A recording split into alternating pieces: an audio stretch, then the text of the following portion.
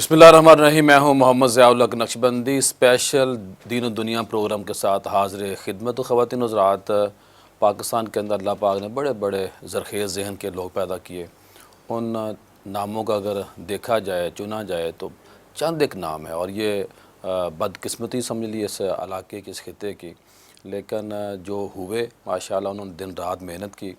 ان میں ایک نامی اس میں گرامی ہے ڈاکٹر اسرار صاحب کا، بہت ہی بیدار مغز آدمی، اور اللہ پاک نے ان کو بہت نوازا تھا۔ 1975 کے اندر وہ تنظیم اسلامی بناتے ہیں اور دن رات اس کے اوپر لگا دیتے ہیں، اور قرآن پاک کو ہاتھ میں پکڑ لیتے ہیں اور اپنی زبان سے پکارتے ہیں۔ اور آپ دیکھیے کہ دن رات جب وہ کام کیا انہوں نے، تو 110 سے زائد ان کی کتب ہیں، اور 18,000 سے زائد ان کی ویڈیوز اور آئیڈیوز، ایسے لیکچر ہیں، ایسے خطبات ہیں جو انہوں نے مختلف جگہوں پر دی۔ اور ظاہر ہے 18,000 تو سیو ہو گئے، میرا خیال ہے کہ 18,000 ایسے بھی بیانات ہوئے ہوں گے جو سیو نہیں ہو سکے۔ ظاہر ہے وقت کے ساتھ ساتھ انہوں نے ڈیولپ کیا، لیکن شروع میں ایک ایسا وقت ہر بندے کے اوپر لازماً آتا ہے کہ جب ان چیزوں کو نہیں سمجھ پاتا یا سسٹم نہیں بنا پاتے۔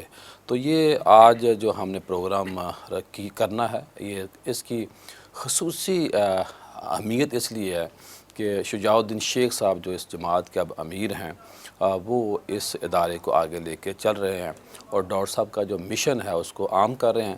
میں سمجھتا ہوں کہ ڈاکٹر صاحب نے دن رات جو کام کیا، اس کا ترا امتیاز یہ ہے کہ کئی ایسی جو ہماری نوجوان نسل ہے، انہوں نے ڈاکٹر صاحب کو ان کی وفات کے بعد جانا اور پہچانا ہے۔ اس کی وجہ یہ ہے کہ جو ان کا میڈیا ہے وہ بہت ایکٹیو ہے، اور ہر موضوع کے حوالے سے ان کے بیانات ملتے ہیں۔ اور میں سمجھتا ہوں کہ دو بندے ایسے ہیں جن کو دنیا سے جانے کے بعد ہماری جو نوجوان نسل ہے انہوں نے جانا اور پہچانا۔ اس میں ایک نامی اس میں گرامی پیر سید نصیر الدین نصیر شاہ صاحب کا ہے، گولڑ شریف کا، اور ایک ڈاکٹر صاحب کا نام ہے۔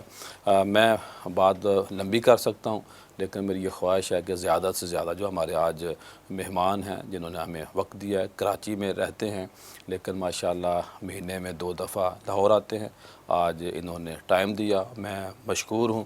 اپنی طرف سے بھی ان کا شکریہ ادا کرتا ہوں، اپنے ادارے کی طرف سے بھی شکریہ ادا کرتا ہوں، اور ہم نے بڑی سٹرگل کی، بڑی تگ و دو کے بعد انہوں نے ٹائم دیا۔ سر کیسے آپ؟ ٹھیک ٹھاک ہیں؟ الحمدللہ رب العالمین۔ السلام علیکم ورحمۃ اللہ۔ جی وعلیکم السلام۔ سب سے پہلے یہ بتائیے کہ آپ نے جب سے یہ کام سنبھالا ہے کیسا لگا، اور کن مشکلات کا آپ کو سامنا ہے؟ ظاہر ہے دیکھنے والے تو دیکھتے ہیں کہ جی مولانا صاحب بڑی موج میں ہے، لیکن اس کے پیچھے ایک پوری سٹرگل ہوتی ہے، تو کیا کہیں گے اس پہ آپ؟ بسم اللہ الرحمن الرحیم۔ اللہم صلی وسلم علی نبینا محمد، رب اشرح لی صدری ویسر لی امری واحلل عقدۃ من لسانی یفقہوا قولی واجعل لی وزیرا من اہلی، آمین یا رب العالمین۔ سب سے پہلے جزاک اللہ خیراً، آپ نے وقت دیا ماشاءاللہ، اور اس پروگرام میں آپ کے ساتھ، آپ میرے ساتھ موجود ہیں۔ تنظیم اسلامی میں میری جو شمولیت ہے وہ 1998 کی ہے، اور وہ دور تھا جب میں خود چارٹرڈ اکاؤنٹنسی کے اسٹوڈنٹ تھا، اور چارٹرڈ اکاؤنٹنسی میں آپ کے علم ہے کہ ایک آڈٹ ٹریننگ ہوتی ہے 4 سال کی، تو اس کے دوران میں 1998 میں تنظیم اسلامی میں شمولیت حاصل کی تھی، اختیار کی تھی۔ اور جو آپ نے ذمہ داری کا فرمایا، تو یہ ذمہ داری میرے پاس آئی ہے اگست 2020 سے، جس وقت ہم 2025 میں بیٹھے ہیں، تو تقریباً جو امیر تنظیم اسلامی کی ذمہ داری ہے یہ تو آئی ہے تقریباً 5 برس سے۔ اب وہ جو بات ہے کہ مشکلات کیا ہیں، مسائل کیا ہیں، جہاں اخلاص ہوتا ہے اللہ تعالیٰ کی نصرت و تائید بھی الحمدللہ میسر آتی ہے۔ تو ڈاکٹر اسرار صاحب رحمۃ اللہ علیہ، جن کا آپ نے ذکر خیر بھی فرمایا، ان پر اللہ کے بہت سارے انعامات میں سے یہ انعام بھی تھا اور ہے کہ اللہ تعالیٰ نے بڑے قیمتی افراد ان کو عطا فرمائے، بڑے ہیرے عطا فرمائے۔ اور دلچسپ بات ہے کہ اس وقت اگر ہم یہ کہیں ادارتی اعتبار سے، جماعتی اعتبار سے، کہ جو میری سینٹرل ٹیم ہے تنظیم اسلامی کی، جو ہماری مرکزی عاملہ اسم کہتے ہیں سینٹرل ٹیم ہے، ایک صاحب کے علاوہ باقی سب لوگ مجھ سے عمر میں بڑے ہیں۔ اچھا، ماشاءاللہ۔ اور ان میں اکثریت وہ ہے جنہوں نے ڈاکٹر اسرار صاحب رحمۃ اللہ علیہ سے ڈائریکٹلی فیض حاصل کیا تھا۔ ماشاءاللہ۔ تو جو میں یہ عرض کرنے لگا کہ مشکلات تو یقیناً ہے ایک دینی جماعت کو چلانا آج کے دور میں، جبکہ پرفتن ماحول ہے، مادہ پرستی اپنے عروج پر ہے، اور دین کے کاموں کے اعتبار سے، ظاہری اعتبار سے مشکلات بھی آتی ہیں، لیکن جو بڑے قیمتی ساتھی اللہ تعالیٰ نے عطا فرمائے، ان کی مشاورت ہے، ان کی معاونت ہے، اور ایک بڑی جو اس میں برکت ہے وہ بیعت کا تصور ہے۔ ڈاکٹر اسرار صاحب رحمۃ اللہ علیہ، جیسے کہ آپ نے فرمایا کہ 1975 بیعت پراپر لیتے تھے؟ جی جی بالکل، تنظیم اسلامی ڈاکٹر اسرار صاحب نے بیعت کی بنیاد پر قائم فرمائی۔ ہاں، ہمارے ناظرین کی وضاحت کے لیے، ہمارے ایک بیعت کا تصور اور تسلسل تو ہے جو صوفیاء کا تصور ہے، آپ بھی ماشاء اللہ سلسلے میں جڑے ہوئے ہیں، جو کہ تصوف کے حلقوں آپ بھی جڑ جائیں۔ جی جزاک اللہ خیرن کثیرہ۔ اور ایک بیعت کا تصور ہے بیعت جہاد کا، جو رسول اکرم علیہ الصلوۃ والسلام لیا کرتے تھے۔ اچھا، اللہ کے پیغمبر علیہ السلام کو تو کسی بیعت کی ضرورت نہیں تھی، جو آپ پر ایمان لا کر آپ کی بات نہ مانے وہ مسلمان کیسے ہو سکتا ہے؟ لیکن امت کے لیے حضور نے جو اسوہ ہمیں عطا فرمایا وہ بیعت کا تصور ہے۔ قرآن حکیم میں سورہ فتح میں ہم بیعت رضوان کا ذکر پڑھتے ہیں، قرآن کریم میں سورہ ممتحنہ میں عورتوں کی بیعت کا ذکر پڑھتے ہیں۔ بہرحال تو ڈاکٹر اسرار صاحب رحمۃ اللہ علیہ نے بیعت کی بنیاد پر اور بیعت کی سنت کو زندہ کرتے ہوئے یہ جماعت قائم فرمائی۔ اس جس کی کا برکت سلوگن ہے خلافت۔ جی جی، نظام خلافت کے قیام کی جد و جہد ہم کرنا چاہتے ہیں۔ تو اس بیعت کی برکت یہ ہے کہ جو جن کو ہم رفقا کہتے ہیں، تنظیم میں باقاعدہ شامل ہوتے ہیں، خواہ وہ مجھ سے عمر میں بڑے ہیں، تجربے میں بڑے ہیں، تنظیمی تاریخ کے اعتبار سے ان کا وقت زیادہ لگا ہے، اور ماضی میں وہ میرے اساتذہ بھی رہے ہیں، میں ان سے تربیت بھی لی الحمدللہ۔ لیکن اس بیعت کی برکت کیا ہے، آج وہ بیعت کر کے میرے مأمور ہیں، اور میں جو بھی فیصلہ کرتا ہوں وہ اس کو دل و جان سے مانتے بھی ہیں، اس پر عمل درآمد بھی کرتے ہیں۔ تو مشکلات میں ایک بڑی آسانی اللہ نے سنت رسول صلی اللہ علیہ وسلم کی برکت سے، بیعت کی برکت سے یہ عطا فرمائی کہ ایسے حضرات کے آپ خود، آپ نے جیسے بتایا 98 میں آپ آئے تھے، کیسے متاثر ہوئے، کیا لگا آپ کو؟ جی، اسکول لائف میں ہم تھے تو ہمارے ایک استاد تھے، انہوں نے عربی سیکھنے کی طرف توجہ دلائی۔ ویسے ناظرین کی دلچسپی کے لیے کہ مکتب فکر کا ان سے اختلاف بھی تھا، لیکن ہمارے استاد تھے، انہوں نے بڑی شفقت فرمائی، تو انہوں نے فرمایا کہ بیٹا عربی زبان ضرور سیکھنا۔ تو لیٹ 90s کی بات ہے، اسکول لائف کے فوراً بعد ہم نے تھوڑی سی عربی زبان سیکھنا شروع کی۔ پھر محلے میں ایک صاحب ہوتے تھے، وہ درس قرآن کا اہتمام کرتے تھے، ان کے ساتھ کچھ شرکت کا معاملہ رہا۔ پھر ہمارے ایک بڑے کزن ہیں جو میرے بڑے محسن ہیں، انہوں نے ڈاکٹر اسرار صاحب کو متعارف کروایا، 91 کی بات ہو رہی ہے جب میں کالج لائف میں تھا۔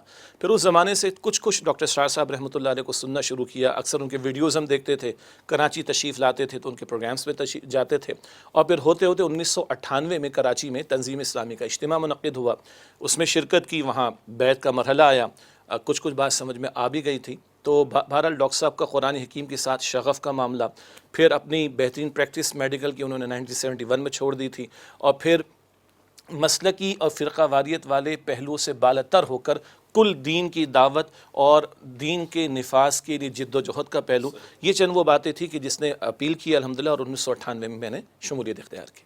سر آپ یہ بتائیے کہ جیسے آپ خود آئے، لیکن کچھ آپ کے والد صاحب بھی اسی ذہن کے حامل تھے، یا کوئی پیچھے ان کا سلسلہ تھا، کوئی ایسی نسبت تھی؟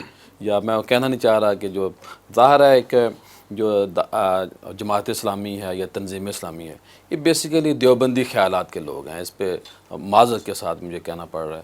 تو پیچھے آپ کے والد صاحب، آپ کے دادا، ان کا لنک کہاں تھا؟ جی، آپ کی معذرت پر ایک معذرت کے ساتھ میں عرض کر دیتا ہوں، جماعت اسلامی کو کہنا کہ وہ مکتب دیوبند سے متاثر یا اس کی جماعت ہے، یہ بات درست نہیں ہے۔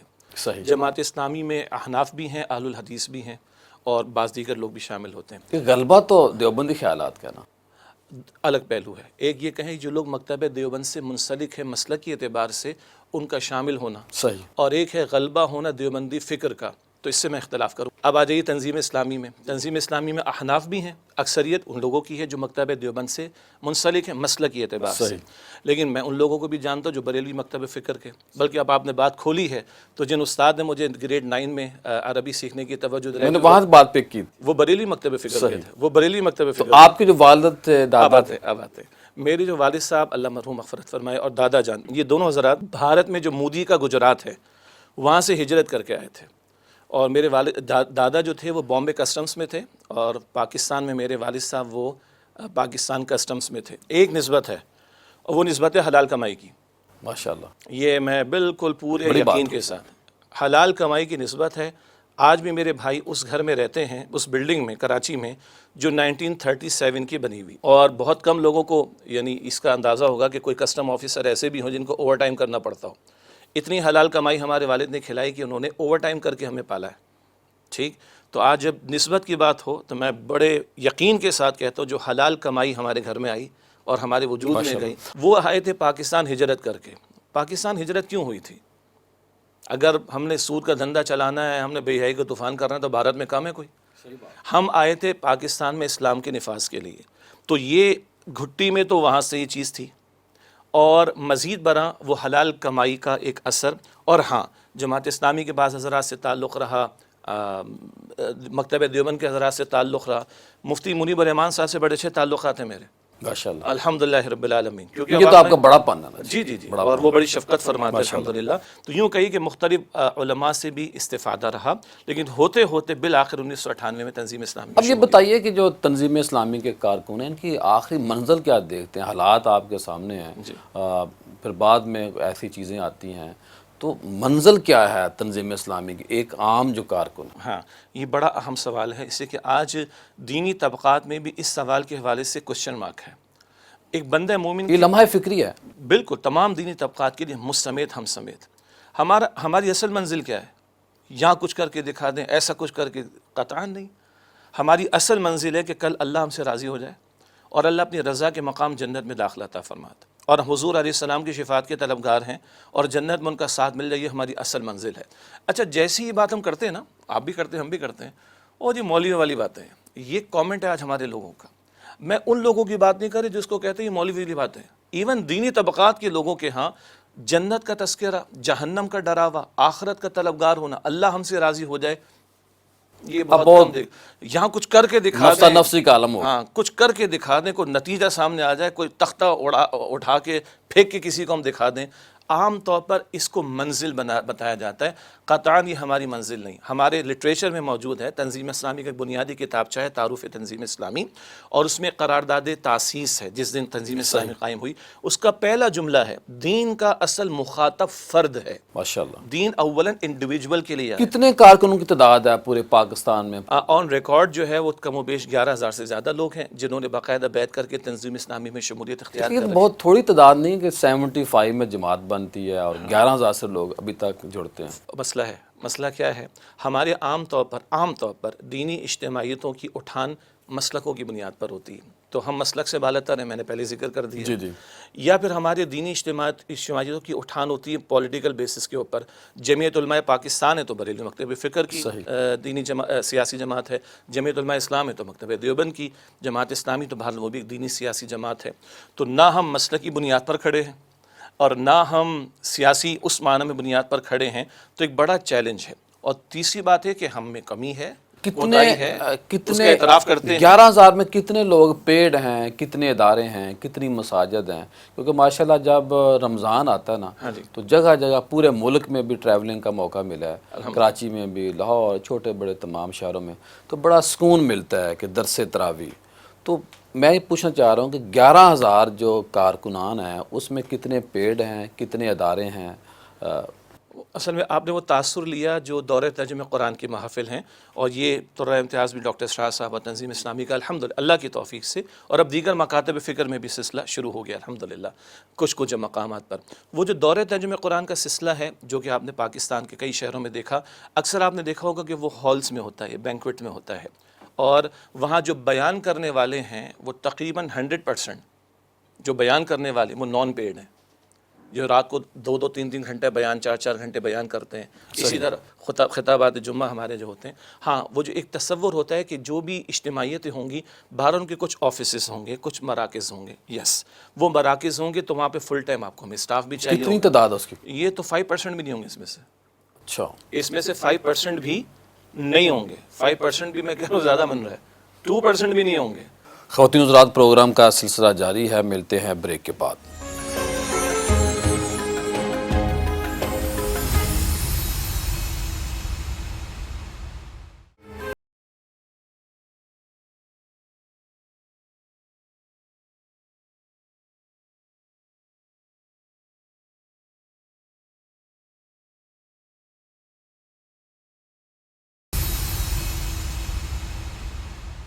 بریک کے بعد خوش آمدید خواتین حضرات۔ آج ہم نے دین کی بات بھی کرنی ہے، دنیا کی بات بھی کرنی ہے، خاص طور پہ نوجوان نسل کی بات کرنی ہے۔ آئیے امیر محترم صاحب سے بات کرتے ہیں کہ سر اس پہ تو بڑی معذرت کے ساتھ ساری جماعتیں مل کے کسی ایک اسرائیل کے خلاف تمام جماعتوں کو یہ توفیق نہیں ہے کہ کوئی سب مل کر ایک جلوس نکال دیں۔ جی یہ کہا جا سکتا ہے سب مل کر ایک جلوس نکال دیں، لیکن سب نے مل کر کانفرنسز تو بڑی بڑی کی ہیں، لیکن ہمارا کہنا کیا ہے؟ ہمارا کہنا ہے کہ ایک جلسہ، ایک جلوس، ایک کانفرنس سے تو بات نہیں چلے گی نا. ایک مسئلے کو آپ بنیاد بنائیں جو کہ متفقہ ہو اور اس پر آپ تحریک لے کر کھڑے ہوں. تو میں 74 کی مثال دے رہا تھا آپ کو. 1974 عقیدہ ختم نبوت کا تحفظ، قادیانیوں کو غیر مسلم قرار دیا جانا، کوئی ایک جلوس تو لیکن نہیں تھا سر نا؟ ایک واقعہ کو کتنی بار ہم بیچ سکتے ہیں؟ جی ایک واقعہ تو ہو گیا ماشاءاللہ، تمام مسالک کے لوگوں نے مل کے کیا، اس کے بعد کئی بیسیوں مواقع آئے ہیں، تمام متحد نہیں ہو رہے، ایک ایٹم پہ کمپنی نہیں چلتی. میں عرض کرتا ہوں آپ سے نا، میں نے لفظ استعمال کیا متفقہ. متفقہ مسئلہ تھا، سب جمع ہو گئے. اس کے بعد کیا ہوتا ہے؟ دینی جماعتیں سیکولر لوگوں کے ساتھ اتحاد کرتی ہیں، دینی جماعتیں خود آتی ہیں. پھر کیا سعود متفقہ نہیں ہے ہمارا؟ اسی کی تو بات کر رہا ہوں میں کہ متفقہ مسئلے کو لے کر کھڑے ہوں اور اس پر باقاعدہ ایک مطالباتی تحریک ہو اور ہو متفقہ مسئلہ، جیسے کہ آپ نے خود فرمایا. تو میں یہی کہنا چاہ رہا تھا کہ جس ایک متفقہ مسئلے پر ہم کھڑے ہوئے، کسی کا کوئی اختلاف نہیں تھا، علماء بھی آن پیش تھے، جماعتیں بھی آن پیش تھی، عوام بھی آن پیش تھی، ساری کارروائی ہو گئی. اس متفق مسئلے پر کھڑے نہیں ہوتے. میں نے 2 نام لیے، جماعت اسلامی اور تنظیم اسلامی نے مل کے 20 سال فائٹ کیا. آپ مجھے بتائیے کسی دینی جماعت کا اور نام ہی نہیں آتا. صحیح بات. بڑے بڑے حضرات ہیں جنہوں نے نجی، نام میں نہیں لیتا، نجی محفلوں میں فرمایا کہ بڑے افسوس کی بات ہے کہ ہم اس بڑے مسئلے پر بھی کھڑے نہیں ہوتے. یعنی اللہ تعالیٰ اور اس کے رسول علیہ السلام سے جنگ جاری ہے نا، اس کے بارے میں ہم سیریس نہیں ہو رہے ہیں. اب یہ بتائیے کہ جو افغانستان کے ساتھ ہماری صورتحال بن گئی ہے، اس کا کیا اینڈ دیکھتا ہے؟ آپ کے وہاں لنکس موجود ہیں، وہاں رابطے موجود ہیں آپ لوگوں کے، میرا خیال ہے ڈاکٹر صاحب کے ایک بڑی تعداد میں ماننے والے وہاں لوگ موجود ہیں، اس کو کیسے دیکھتے ہیں آپ؟ جی اگر لنک سے مراد ہے کہ ڈاکٹر صاحب کے سننے والے، ڈاکٹر صاحب سے محبت، وہ تو پوری دنیا میں، ہندوستان میں بھی ہیں ایسے ہی جہاں جہاں ان کی بات الحمدللہ الحمدللہ. ہاں افغانستان اور پاکستان کا اس وقت کا جو موجودہ تنازع ہے، ظاہر بات ہے یہ ایک دن کی بات نہیں ہے. پوری تاریخ بیان کرنے کا تو ظاہر بات ہے ہمارے پاس وقت نہیں ہے. اس نے آپ نے فرمایا اس کا اینڈ کیا دیکھتے ہیں، تو اگر اس اینڈ کے بجائے اس کی ریکمنڈیشن کیا ہے، بجائے اس کے کہ افغانستان کے لوگ انڈیا جا کے کچھ مذاکرات کریں، تو ہمارے ساتھ مذاکرات کر لیں پاکستان والوں کے ساتھ، اور بجائے اس کے کہ امریکہ کے سامنے جھک کر ہم ان معاملات کو سیٹل کریں، ہم اسلامی برادری کے رشتے کی بنیاد پر سیٹل اب کریں. مذاکرات دوحہ میں شروع تو ہوئے ہیں، اللہ کرے کہ وہ مذاکرات پاکستان اور افغان کے. میں دل سے بات اس کروں، دوحہ تک جانے کی ضرورت بھی کیا پڑی تھی؟ کابل آپ کے میرے پڑوس میں ہی تو ہے، ایک فلائٹ سے ادھر آ جاتے. اگر ہمارے نائب وزیر اعظم اسحاق ڈار صاحب وہاں جا سکتے ہیں تو دوبارہ چلے جاتے، تو اگر اتنے وہاں والوں کو ادھر بلا لیتے. سر اگر اتنے یہ سمجھدار ہوتے تو ماضی میں کیا کیا نہیں امت کے ساتھ جی ہوا؟ ہم نے ہی ماضی میں جنرل مشرف کے دور میں امریکہ کا ساتھ دیا، ہم نے 57,000 پروازیں یہاں سے اڑوائی، لاکھوں ہم نے شہید کروائے، لاکھوں ہم نے زخمی کروائے، اور ان کے دلوں کے اندر نفرتوں کے بیج بھی ہم نے بوئے. مسئلہ جی پلیز کبھی اس سرحد پر ہماری فوج نہیں کھڑی ہوتی تھی. قبائلی علاقے کے افراد بالکل سکون میں تھے، اور ایک قبیلہ پاکستان کے اس حصے میں ہے اور دوسرا قبیلہ اس لائن کے دوسرے حصے میں افغانستان میں ہے. سمجھیں ان پورے تاریخی سارے معاملات کو. لیکن ہماری ریکمنڈیشن کیا ہے؟ تفصیل میں جانے کا موقع نہیں، ورنہ دائیں بائیں کی بڑی باتیں ہو سکتی ہیں. ہماری ریکمنڈیشن ہے کہ دونوں برادر مسلم ملک ہیں، انما المؤمنون اخوہ کہاں لے کے جائیں گے؟ نبی علیہ الصلوۃ والسلام کی احادیث کہاں لے کے جائیں گے؟ اس اسلامی برادری کے رشتے کی بنیاد پر ہمیں بیٹھ کر بات کرنی چاہیے. افسر یہ بتائیے کہ جو مسئلہ فلسطین کا حال ہم دیکھ رہے ہیں، کچھ چیزیں بھی ہوئی ہیں، جشن منائے جا رہے ہیں، اس پہ تنظیم اسلامی کا کیا موقف ہے؟ پہلے کڑوی بات سن لیتے پھر آگے چلتے ہیں، ٹھیک ہے؟ مسئلہ فلسطین یقیناً ہمارے دل کی پکار ہے، مگر ہماری ایمانی کیفیت یہ کہ ہمارا ایمان ہمیں جو ہے نا بستر سے مسلح پر کھڑا نہیں کر رہا. اور بعض لوگ کہتے ہیں وہاں جا کے ہمیں پھٹ جانا چاہیے تھا. تو کلیئرٹی رہنی چاہیے کہ ہمارا ایمان ہمیں مسلح پر کھڑا نہیں کر رہا، ہمارا ایمان پڑوس ملک کے ساتھ مذاکرات کے لیے ہمیں تیار نہیں کر پا رہا. یہ تو ہماری کیفیات ہے. البتہ جو آپ نے فرمایا کہ جشن منایا جا رہا ہے، ہمارا کہنا یہ ہے کہ ایک وقتی طور پر ایک سیز فائر کا معاملہ ہے، اور بہرحال حماس کی قیادت نے کچھ معاملات کو دیکھتے ہوئے اس کے پہلے مرحلے کے حوالے سے بھی اتفاق کی ہے. ورنہ ٹرمپ کے الفاظ آپ سن چکے، نتن یاہو کی باتیں ہمارے سامنے، ان کی ماضی کی عیاریاں ہمارے سامنے، ان کی ماضی کی چالاکیاں ہمارے سامنے، گریٹر اسرائیل کا پورا پلان ہمارے سامنے. اور اسرائیلی پارلیمنٹ میں کھڑے ہو کر ٹرمپ، جس کو ہمارے وزیر اعظم صاحب کہتے ہیں کہ جناب امن کا علم بردار اور اس کو نوبیل پرائز ملنا چاہیے، وہ کہتے ہیں سب سے زیادہ ہتھیار ہمارے پاس اور ہم نے سب سے زیادہ اسرائیل کو جو ہے وہ ہتھیار فراہم کیے. تو ان لوگوں سے ہمیں ہوشیار رہنے کی ضرورت ہے، اور ہم دعا بھی کریں. میں نے جمعے میں بھی دعا کی ہے کہ اللہ تعالی حماس کی قیادت کو، وہاں کے فلسطین کے مسلمانوں کو صحیح فیصلوں کی بھی توفیق دے، اور اللہ تعالیٰ ان کو صحیح رخ پر آگے لے کے جائے. البتہ ہمارا کہنا یہ ہے کہ دیکھیے اگر وہ گریٹر اسرائیل سے باز نہیں آ رہے، اور ہم تو پاکستان بیٹھے ہیں، رسول اللہ صلی اللہ علیہ وسلم کی تو احادیث ہیں خراسان کے تعلق سے کہ خراسان کے علاقے سے فوجوں نے جانا ہے اور وہاں جناب مہدی کی نصرت بھی ہوگی، جناب عیسیٰ علیہ السلام کا نزول بھی ہوگا اور اللہ کا دین غالب ہوگا۔ وہ جو خراسان رسول اکرم صلی اللہ علیہ وسلم کے دور میں تھا، اس میں پاکستان کے شمالی علاقہ جات بھی شامل، افغانستان بڑا حصہ شامل، کچھ سینٹرل اسٹیٹس کے کچھ علاقے بھی شامل، ایران کا کچھ حصہ شامل۔ یہ وہ علاقہ ہے جہاں سے کل فوجوں نے جانا ہے۔ تو ہم کہتے ہیں ادھر استحکام ہونا چاہیے، ادھر امت کی بیداری کی طرف پیش قدمی ہونی چاہیے، اور ادھر کے لیے کیا ہے؟ ادھر کے لیے بہرحال یہ ہے کہ وَلَن تَرْضَ عَنْكَ الْيَهُودُ وَلَا النَّصَارَى حَتَّى تَتَّبِعَ مِلَّتَهُمْ، یہود و نصارہ تم سے کبھی راضی نہ ہوں گے جب تک کہ تم ان کی ملت کی پیروی نہ کرو۔ سورۃ البقرہ آیت نمبر 119 کے مطابق ان پہلوؤں کے اعتبار سے ہمیں دین کی طرف پیش قدمی اور امت پناہ، امت کا جوڑ، اس کی طرف پیش قدمی، اور ان کے لیے دعا کہ اللہ ان کو استقامت بھی دے اور اللہ تعالیٰ ان یہود کی اور نصارہ کی چالاکیوں سے محفوظ رکھے۔ اور مزید عوام کے کرنے کا ایک بڑا اہم کام یہ ہے کہ ابھی کچھ وہ اپنے گھروں کو لوٹ رہے ہیں، کتنے لوگ زخمی حالت میں ہیں، کتنے گھر تباہ ہو چکے ہیں، کتنے ان کی مساجد شہید ہو چکی ہیں، تو ان کی دوبارہ آباد کاری کا معاملہ ہوگا۔ اس حوالے سے ہمیں اپنا حصہ ادا کرنا چاہیے، جن اداروں پر اعتماد ہے ہمیں انفاق پیش کرنا چاہیے۔ جو پاکستان کے اندر کچھ دہشت گردی کے واقعات بڑھ گئے ہیں، خاص طور پہ خیبر پختونخوا کے اندر ہمارے پاک فوج کے جوان شہید ہو رہے ہیں اور آئے روز نیا سے نیا واقعہ، اس پہ آپ کا کیا خیال ہے؟ دہشت گردی کے واقعات پنجاب میں بھی کے پی میں بھی بڑھ گئے، اور دہشت گردی کے واقعات بلوچستان میں بھی بڑھ گئے۔ اور ماضی میں کراچی سے تعلق رکھتا ہوں، اور ہمیں کبھی کبھی افسوس ہوتا ہے، تعصب کی بات نہیں ہے، کراچی میں بھی 40-50 ہزار جانیں گئیں۔ تو اس وقت کوئی کہہ دے گا تو سوشل میڈیا تو ایکٹیو نہیں تھا، تو میڈیا تو تھا ہمارے پاس، تو ہم کہہ رہے کراچی میں لاشیں گرتے ہیں وہ بھی غلط، کہ خیبر پختونخوا میں گرتے ہیں وہ بھی غلط، اور اگر بلوچستان میں لاشیں گرتے ہیں وہ بھی غلط، اگر ہمارے فوجی بھائیوں پر حملہ ہو رہا ہے وہ بھی غلط، ہمارے ریاستی اداروں کے اہلکاروں پر حملہ ہو رہا ہے وہ بھی غلط، اور اگر عوام پر کوئی افتاد آ رہی تو وہ بھی غلط ہے۔ ایک تو یہ اصولی طور پر ہمارا پورا موقف ہونا چاہیے۔ 2-3 پہلو اس کے اندر۔ ایک بات، ہمارے ملک میں اب اور ہم جانتے ہیں کہ ایک ذرا ریاستی جبر کے معاملات بھی ہیں۔ ایک جبر ہے سیاسی سطح پر، کسی ایک پارٹی کو کارنر کر کے دبانے کی کوششیں کرنا ریاستی جبر کے تحت، ظاہری بات ہے یہ ملک اور ملت کے لیے مفید نہیں ہو سکتا، ایک چیز۔ اسی طرح بعض مرتبہ ہم دیکھتے ہیں کہ کچھ لوگ شریعت کا تقاضا کرتے ہیں نفاذ کے اعتبار سے، ہم مسلح بغاوت کے قائل نہیں، ہتھیار اٹھانے کے قائل نہیں ہیں، مگر کبھی کبھی جو لوگ یہ نہیں بھی کرتے ان کی آوازوں کو دبانے کی کوشش۔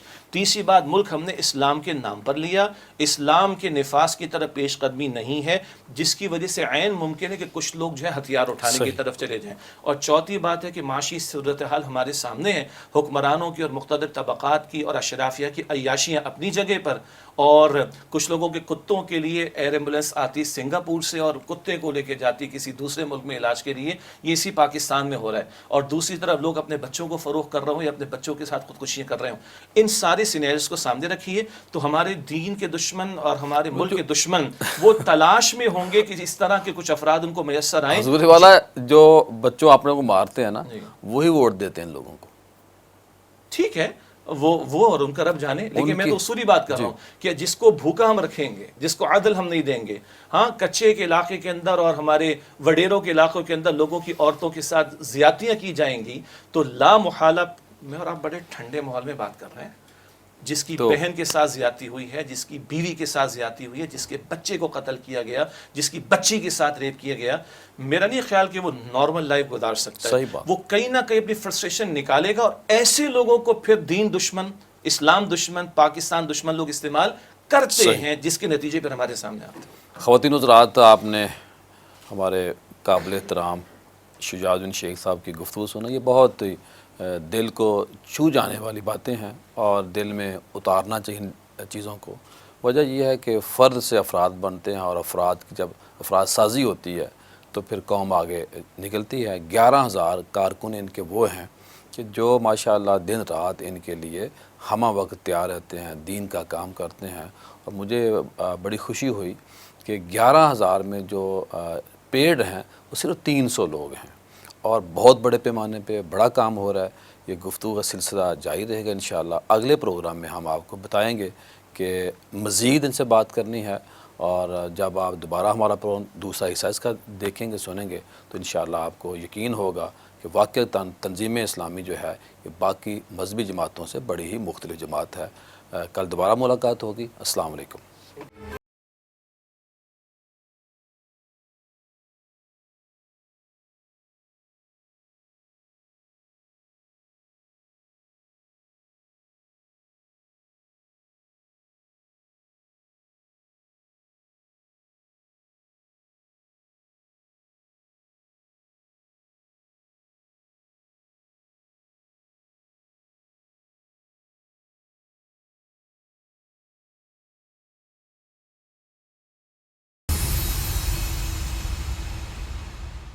بریک کے بعد خوش آمدید خواتین و حضرات. آج ہم نے دین کی بات بھی کرنی ہے, دنیا کی بات بھی کرنی ہے, خاص طور پہ نوجوان نسل کی بات کرنی ہے. آئیے امیر محترم صاحب سے بات کرتے ہیں. سر اس پہ تو بڑی معذرت کے ساتھ ساری جماعتیں مل کے کسی ایک اسرائیل کے خلاف تمام جماعتوں کو یہ توفیق نہیں ہے کہ کوئی سب مل کر ایک جلوس نکال دیں. جی یہ کہا جا سکتا ہے سب مل کر ایک جلوس نکال دیں, لیکن سب نے مل کر کانفرنسز تو بڑی بڑی کی ہیں. لیکن ہمارا کہنا کیا ہے؟ ہمارا کہنا ہے کہ ایک جلسہ, ایک جلوس, ایک کانفرنس سے تو بات نہیں چلے گی نا. ایک مسئلے کو آپ بنیاد بنائیں جو کہ متفقہ ہو اور اس پر آپ تحریک لے کر کھڑے ہوں. تو میں 74 کی مثال دے رہا تھا آپ کو. 1974 عقیدہ ختم نبوت کا تحفظ, قادیانیوں کو غیر مسلم قرار دیا جانا, کوئی ایک جلوس تو نہیں تھا نا. ایک واقعہ کو کتنی بار ہم بیچ سکتے ہیں؟ جی ایک واقعہ تو ہو گیا ماشاءاللہ, تمام مسالک کے لوگوں نے مل کے کیا. اس کے بعد کئی بیسیوں مواقع آئے ہیں, تمام متحد نہیں ہو رہے. ایک ایٹم پہ کمپنی نہیں چلتی. میں عرض کرتا ہوں آپ سے نا, میں نے لفظ استعمال کیا متفقہ. متفقہ مسئلہ تھا, سب جمع ہو گئے. اس کے بعد کیا ہوتا ہے؟ دینی جماعتیں سیکولر لوگوں کے ساتھ اتحاد کرتی ہیں, دینی جماعتیں خود آتی ہیں. کیا سعود متفقہ نہیں ہے؟ اسی کی تو بات کر رہا ہوں میں کہ متفقہ مسئلے کو لے کر کھڑے ہوں اور اس پر باقاعدہ ایک مطالباتی تحریک ہو اور ہو متفقہ مسئلہ, جیسے کہ آپ نے خود فرمایا. تو میں یہی کہنا چاہ رہا تھا کہ جس ایک متفقہ مسئلے پر ہم کھڑے ہوئے, کسی کا کوئی اختلاف نہیں تھا, علماء بھی آن پیش تھے, جماعتیں بھی آن پیش تھی, عوام بھی آن پیش تھی, ساری کارروائی ہو گئی. اس متفق مسئلے پر کھڑے نہیں ہوتے. میں نے 2 نام لیے, جماعت اسلامی اور تنظیم اسلامی نے مل کے 20 سال فائٹ کیا. آپ مجھے بتائیے کسی دینی جماعت کا اور نام ہی نہیں آتا. بڑے بڑے حضرات ہیں جنہوں نے نجی, نام میں نہیں لیتا, نجی محفلوں میں فرمایا کہ بڑے افسوس کی بات ہے کہ ہم اس بڑے مسئلے پر بھی کھڑے نہیں ہوتے. یعنی اللہ تعالیٰ اور اس کے رسول علیہ السلام سے جنگ جاری ہے نا, اس کے بارے میں ہم سیریس نہیں ہو رہے ہیں. اب یہ بتائیے کہ جو افغانستان کے ساتھ ہماری صورتحال بن گئی ہے, اس کا کیا اینڈ دیکھتا ہے؟ آپ کے وہاں لنکس موجود ہیں, وہاں رابطے موجود ہیں آپ لوگوں کے. میرا خیال ہے ڈاکٹر صاحب کے ایک بڑی تعداد میں ماننے والے وہاں لوگ موجود ہیں. اس کو کیسے دیکھتے ہیں آپ؟ جی, اگر لنک سے مراد ہے کہ ڈاکٹر صاحب کے سننے والے, ڈاکٹر صاحب سے محبت, وہ تو پوری دنیا میں, ہندوستان میں بھی ہیں. ایسے ہی جہاں جہاں کی بات. الحمدللہ.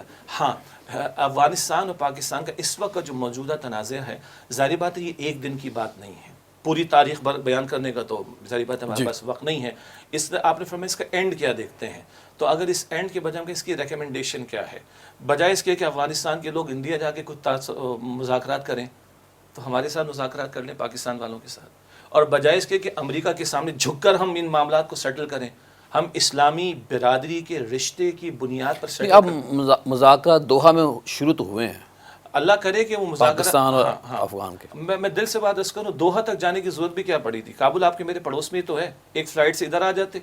اگر ہمارے نائب وزیر اعظم اسحاق ڈار صاحب وہاں جا سکتے ہیں تو دوبارہ چلے جاتے. تو اگر اتنے وہاں والوں کو ادھر بلا لیتے. سر اگر اتنے یہ سمجھدار ہوتے تو ماضی میں کیا کیا نہیں امت کے ساتھ جی, ہم نے ہی ماضی میں جنرل مشرف کے دور میں امریکہ کا ساتھ دیا. ہم نے 57,000 پروازیں یہاں سے اڑوائی, لاکھوں ہم نے شہید کروائے, لاکھوں ہم نے زخمی کروائے, اور ان کے دلوں کے اندر نفرتوں کے بیج بھی ہم نے بوئے. پلیز کبھی اس سرحد پر ہماری فوج نہیں کھڑی ہوتی تھی. قبائلی علاقے کے افراد بالکل سکون میں تھے, اور ایک قبیلہ پاکستان کے اس حصے میں ہے, اور دوسرا قبیلہ اس لائن کے دوسرے حصے میں افغانستان میں ہے. سمجھیں ان پورے تاریخی سارے معاملات کو. لیکن ہماری ریکمنڈیشن کیا ہے؟ تفصیل میں جانے کا موقع نہیں, ورنہ دائیں بائیں کی بڑی باتیں ہو سکتی ہیں. ہماری ریکمنڈیشن ہے کہ دونوں برادر مسلم ملک ہیں, انما المؤمنون اخوہ کہاں لے کے جائیں گے؟ نبی علیہ الصلوۃ والسلام کی احادیث کہاں لے کے جائیں گے؟ اس اسلامی برادری کے رشتے کی بنیاد پر ہمیں بیٹھ کر بات کرنی چاہیے. افسر یہ بتائیے کہ جو مسئلہ فلسطین کا حال ہم دیکھ رہے ہیں, کچھ چیزیں بھی ہوئی ہیں, جشن منائے جا رہے ہیں, اس پہ تنظیم اسلامی کا کیا موقف ہے؟ پہلے کڑوی بات سن لیتے پھر آگے چلتے ہیں, ٹھیک ہے؟ مسئلہ فلسطین یقیناً ہمارے دل کی پکار ہے, مگر ہماری ایمانی کیفیت یہ کہ ہمارا ایمان ہمیں جو ہے نا بستر سے مسلح پر کھڑا نہیں کر رہا. اور بعض لوگ کہتے ہیں وہاں جا کے ہمیں پھٹ جانا چاہیے تھا. تو کلیئرٹی رہنی چاہیے کہ ہمارا ایمان ہمیں مسلح پر کھڑا نہیں کر رہا, ہمارا ایمان پڑوس ملک کے ساتھ مذاکرات کے لیے ہمیں تیار نہیں کر پا رہا. یہ تو ہماری کیفیات ہے. البتہ جو آپ نے فرمایا کہ جشن منایا جا رہا ہے, ہمارا کہنا یہ ہے کہ ایک وقتی طور پر ایک سیز فائر کا معاملہ ہے, اور بہرحال حماس کی قیادت نے کچھ معاملات کو دیکھتے ہوئے اس کے پہلے مرحلے کے حوالے سے بھی اتفاق کی ہے. ورنہ ٹرمپ کے الفاظ آپ سن چکے, نتن یاہو کی باتیں ہمارے سامنے, ان کی ماضی کی عیاریاں ہمارے سامنے, ان کی ماضی کی چالاکیاں ہمارے سامنے, گریٹر اسرائیل کا پورا پلان ہمارے سامنے. اور اسرائیلی پارلیمنٹ میں کھڑے ہو کر ٹرمپ, جس کو ہمارے وزیر اعظم صاحب کہتے ہیں کہ جناب امن کا علم بردار اور اس کو نوبیل پرائز ملنا چاہیے, وہ کہتے ہیں سب سے زیادہ ہتھیار ہمارے پاس اور ہم نے سب سے زیادہ اسرائیل کو جو ہے وہ ہتھیار فراہم کیے. تو ان لوگوں سے ہمیں ہوشیار رہنے کی ضرورت ہے، اور ہم دعا بھی کریں. میں نے جمعے میں بھی دعا کی ہے کہ اللہ تعالیٰ حماس کی قیادت کو، وہاں کے فلسطین کے مسلمانوں کو صحیح فیصلوں کی بھی توفیق دے، اور اللہ تعالیٰ ان کو صحیح رخ پر آگے لے کے جائے. البتہ ہمارا کہنا یہ ہے کہ دیکھیے اگر وہ گریٹر اسرائیل سے باز نہیں آ رہے، اور ہم تو پاکستان بیٹھے ہیں، رسول اللہ صلی اللہ علیہ وسلم کی تو احادیث ہے خراسان کے تعلق سے کہ خراسان کے علاقے سے فوجوں نے جانا ہے، اور وہاں جناب مہدی کی نصرت بھی ہوگی، جناب عیسیٰ علیہ السلام کا نزول بھی ہوگا، اور اللہ کا دین غالب ہوگا. وہ جو خراسان رسول اکرم صلی اللہ علیہ وسلم کے دور میں تھا، اس میں پاکستان کے شمالی علاقہ جات بھی شامل، افغانستان بڑا حصہ شامل، کچھ سینٹرل اسٹیٹس کے کچھ علاقے بھی شامل، ایران کا کچھ حصہ شامل. یہ وہ علاقہ ہے جہاں سے کل فوجوں نے جانا ہے. تو ہم کہتے ہیں ادھر استحکام ہونا چاہیے، ادھر امت کی بیداری کی طرف پیش قدمی ہونی چاہیے. اور ادھر کے لیے کیا ہے؟ ادھر کے لیے بہرحال یہ ہے کہ وَلَن تَرْضَ عَنْكَ الْيَهُودُ وَلَا النَّصَارَى حَتَّى تَتَّبِعَ مِلَّتَهُمْ. یہود و نصارہ تم سے کبھی راضی نہ ہوں گے جب تک کہ تم ان کی ملت کی پیروی نہ کرو. سورۃ البقرہ آیت نمبر 119 کے مطابق. ان پہلوؤں کے اعتبار سے ہمیں دین کی طرف پیش قدمی، اور امت پناہ، امت کا جوڑ، اس کی طرف پیش قدمی، اور ان کے لیے دعا کہ اللہ ان کو استقامت بھی دے، اور اللہ تعالیٰ ان یہود کی اور نصارہ کی چالاکیوں سے محفوظ رکھے. اور مزید عوام کے کرنے کا ایک بڑا اہم کام یہ ہے کہ ابھی کچھ وہ اپنے گھروں کو لوٹ رہے ہیں، کتنے وہ زخمی حالت میں ہیں، کتنے گھر تباہ ہو چکے ہیں، کتنے ان کی مساجد شہید ہو چکی ہیں. تو ان کی دوبارہ آباد کاری کا معاملہ ہوگا. اس حوالے سے ہمیں اپنا حصہ ادا کرنا چاہیے. جن اداروں پر اعتماد ہے ہمیں انفاق پیش کرنا چاہیے. جو پاکستان کے اندر کچھ دہشت گردی کے واقعات بڑھ گئے ہیں، خاص طور پہ خیبر پختونخوا کے اندر ہمارے پاک فوج کے جوان شہید ہو رہے ہیں، اور آئے روز نیا سے نیا واقعہ، اس پہ آپ کا کیا خیال ہے؟ دہشت گردی کے واقعات پنجاب میں بھی کے پی میں بھی بڑھ گئے، اور دہشت گردی کے واقعات بلوچستان میں بھی بڑھ گئے. اور ماضی میں کراچی سے تعلق رکھتا ہوں، اور ہمیں کبھی کبھی افسوس ہوتا ہے، تعصب کی بات نہیں ہے، کراچی میں بھی 40-50 ہزار جانیں گئی. تو اس وقت کوئی کہہ دے گا تو سوشل میڈیا تو ایکٹیو نہیں تھا، تو میڈیا تو تھا ہمارے پاس. تو ہم کہہ رہے کراچی میں لاشیں گرتے ہیں وہ بھی غلط، کہ خیبر پختونخوا میں گرتے ہیں وہ بھی غلط، اور اگر بلوچستان میں لاشیں گرتے ہیں وہ بھی غلط، اگر ہمارے فوجی بھائیوں پر حملہ ہو رہا ہے وہ بھی غلط، ہمارے ریاستی اداروں کے اہلکاروں پر حملہ ہو رہا ہے وہ بھی غلط، اور اگر عوام پر کوئی افتاد آ رہی تو وہ بھی غلط ہے. ایک تو یہ اصولی طور پر ہمارا پورا موقف ہونا چاہیے. 2-3 پہلو اس کے اندر. ایک بات، ہمارے ملک میں اب اور ہم جانتے ہیں کہ ایک ذرا ریاستی جبر کے معاملات بھی ہیں. ایک جبر ہے سیاسی سطح پر، کسی ایک پارٹی کو کارنر کر کے دبانے کی کوششیں کرنا ریاستی جبر کے تحت، ظاہری بات ہے یہ ملک اور ملت کے لیے مفید نہیں ہو سکتا. ایک چیز. اسی طرح بعض مرتبہ ہم دیکھتے ہیں کہ کچھ لوگ شریعت کا تقاضا کرتے ہیں نفاذ کے اعتبار سے. ہم مسلح بغاوت کے قائل نہیں، ہتھیار اٹھانے کے قائل نہیں ہیں، مگر کبھی کبھی جو لوگ یہ نہیں بھی کرتے ان کی آوازوں کو دبانے کی کوشش. تیسری بات، ملک ہم نے اسلام کے نام پر لیا، اسلام کے نفاذ کی طرف پیش قدمی نہیں ہے، جس کی وجہ سے عین ممکن ہے کہ کچھ لوگ جو ہے ہتھیار اٹھانے کی طرف چلے جائیں. اور چوتھی بات ہے کہ معاشی صورتحال ہمارے سامنے ہے، حکمرانوں کی اور مقتدر طبقات کی اور اشرافیہ کی عیاشیاں اپنی جگہ پر، اور کچھ لوگوں کے کتوں کے لیے ایئر ایمبولینس آتی سنگاپور سے اور کتے کو لے کے جاتی کسی دوسرے ملک میں علاج کے لیے، یہ اسی پاکستان میں ہو رہا ہے. اور دوسری طرف لوگ اپنے بچوں کو فروخت کر رہے ہوں یا اپنے بچوں کے ساتھ خودکشیاں کر رہے ہوں. ان سارے سینیریوز کو سامنے رکھیے تو ہمارے دین کے دشمن اور ہمارے ملک کے دشمن وہ تلاش میں ہوں گے کہ اس طرح کے کچھ افراد ان کو میسر آئیں. حضور والا جو بچوں اپنے کو مارتے ہیں نا، وہی ووٹ دیتے ہیں ان لوگوں کو. ٹھیک ہے، وہ اور ان کا رب جانے، لیکن میں تو اصولی بات کر رہا ہوں کہ جس کو بھوکا ہم رکھیں گے، جس کو عدل ہم نہیں دیں گے، ہاں کچے کے علاقے کے اندر اور ہمارے وڈیروں کے علاقوں کے اندر لوگوں کی عورتوں کے ساتھ زیادتیاں کی جائیں گی تو لا محالہ میں اور آپ بڑے ٹھنڈے ماحول میں بات کر رہے ہیں. جس کی بہن کے ساتھ زیادتی ہوئی ہے، جس کی بیوی کے ساتھ زیادتی ہوئی ہے، جس کے بچے کو قتل کیا گیا، جس کی بچی کے ساتھ ریپ کیا گیا، میرا نہیں خیال کہ وہ نارمل لائف گزار سکتا ہے. وہ کہیں نہ کہیں اپنی فرسٹریشن نکالے گا، اور ایسے لوگوں کو پھر دین دشمن، اسلام دشمن، پاکستان دشمن لوگ استعمال کرتے ہیں، جس کے نتیجے پر ہمارے سامنے آتے ہیں. خواتین حضرات، آپ نے ہمارے قابل احترام شجاع الدین شیخ صاحب کی گفتگو سنا. یہ بہت دل کو چھو جانے والی باتیں ہیں اور دل میں اتارنا چاہیے چیزوں کو. وجہ یہ ہے کہ فرد سے افراد بنتے ہیں، اور افراد کی جب افراد سازی ہوتی ہے تو پھر قوم آگے نکلتی ہے. 11,000 کارکن ان کے وہ ہیں کہ جو ماشاءاللہ دن رات ان کے لیے ہمہ وقت تیار رہتے ہیں، دین کا کام کرتے ہیں.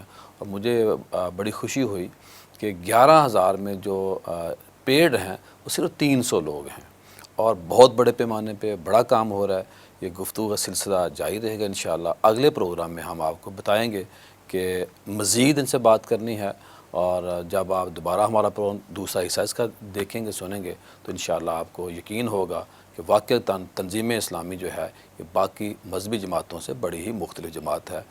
کل دوبارہ ملاقات ہوگی۔ السلام علیکم۔